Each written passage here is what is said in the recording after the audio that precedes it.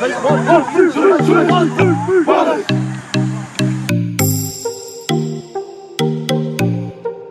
you should, maybe just under, alright? Zaya, you're well behind, you gotta live. My name's Joshua Brethren. I'm the head coach of the Ipswich Rugby League program, so I sit in a director's role running the program as well as the head coach of the first grade side.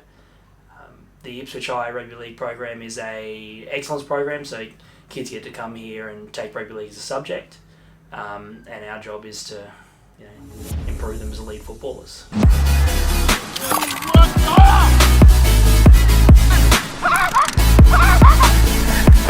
Jump, 4 quick moves,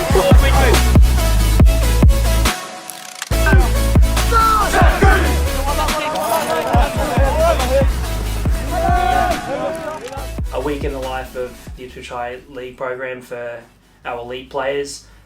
We have 60 to 70 senior rugby league players at the school, of which 40 we would say are on an elite pathway and really dedicated to what we do and to what they do. Those players will train 3 field sessions a week, very traditional rugby league style field sessions. Obviously we have our way of doing things, but to picture what they're doing, it's a rugby league training session. They do 2 gym sessions a week. They also do an extra session, which is another field session, but it moves a little bit slower, usually self-paced, obviously with coaches then offering feedback, so it didn't involve things like core skill or positional specific stuff.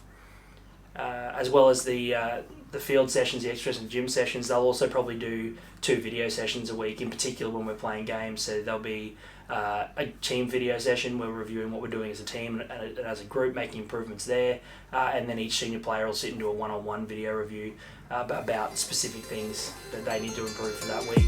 We're up on somebody tight, let Eli drift, and then Eli's just to pick out whatever one-on-one he thinks he can bully, and then go straight over the top of them and just carry them over the line. You understand? Sweet, we're going to run a couple. Let's go.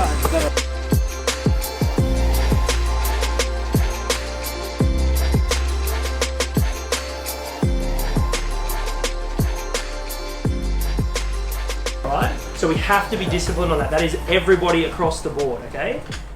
So we have about 6 or 7 staff that work the elite program here. We all work it as a big team of staff together, and we really try to have a group mindset to what we do, because we feel that's what's most beneficial for the boys.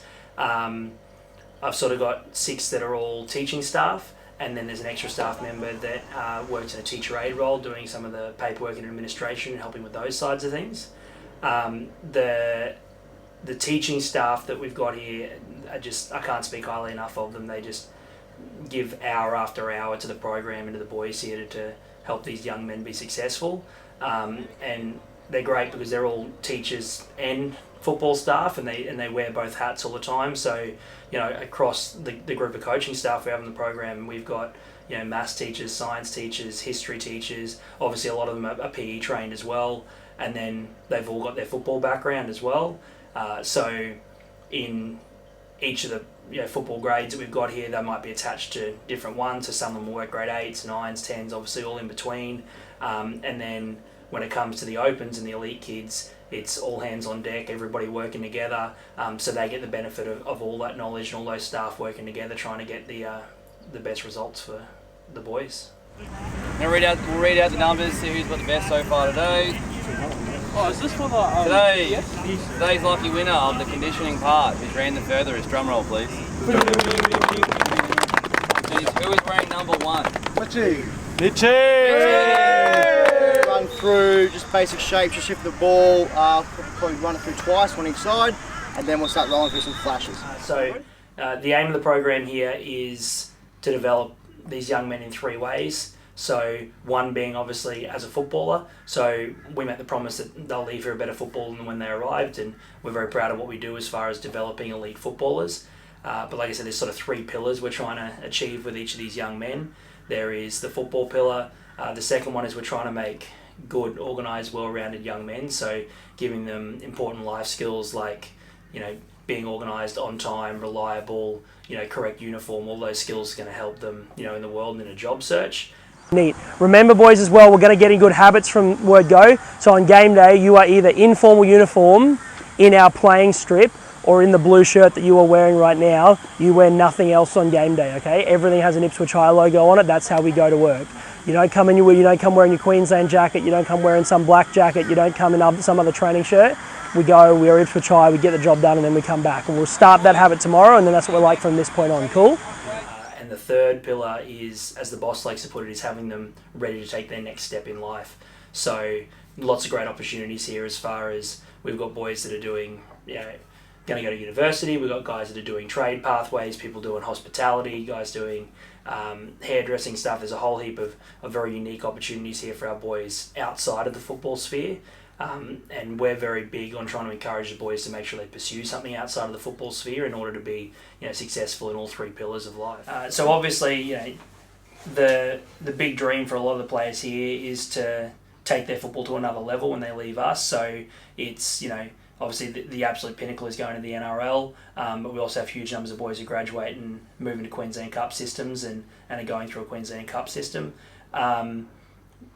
Our role is to help them be prepared to do that, so making sure that we teach them good habits, the right attitudes and habits to have at training, how to show up, be reliable, how to apply themselves on a training field, so that when they get that next step, or they're lucky enough to get that next step, they're really prepared to take that on and make the most of it.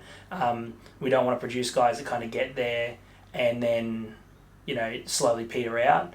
We work very hard to try and give them a skill set so that when they get there they can thrive. I suppose the best two examples of that for us at the moment are Phil Sami at the Gold Coast Titans and Ronaldo Mulatalo at the Cronulla Sharks. So both of them are ex-Ipswich High boys who obviously we're very, very proud of. We're proud of all of our boys who are at all different levels of football that are still working hard, but they're the two household names that everyone would know. Both those boys are a credit to us and what we do, but also to themselves and their families. They've got incredible, work rate and all those sorts of things, and they've impressed their coaches obviously at very young ages and been able to play quite a number of NRL games at a really young age.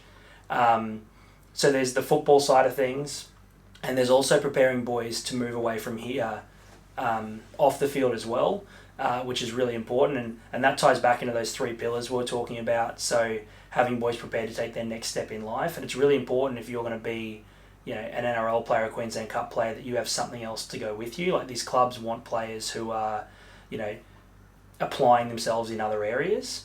And that's something we really try and educate the boys on and help them to set up. So a great example of that is someone who graduated here 2 years ago, Brad Zampek, and went to the Rabbitohs. So Brad, when he was here, as well as being a footballer and a student, was also doing a school-based apprenticeship in carpentry. So as part of his conversation with the Rabbitohs when they were negotiating his contract, they were really excited to hear that he had another string to his bow and was working towards something else. And that apprenticeship was able to be transferred down there as well. So when he slid into their under-20 system and started being a Rabbitoh, he was also able to maintain his carpentry apprenticeship, which for us is really important. Certainly the most important thing for Brad, and something the Rabbitohs really enjoyed as well.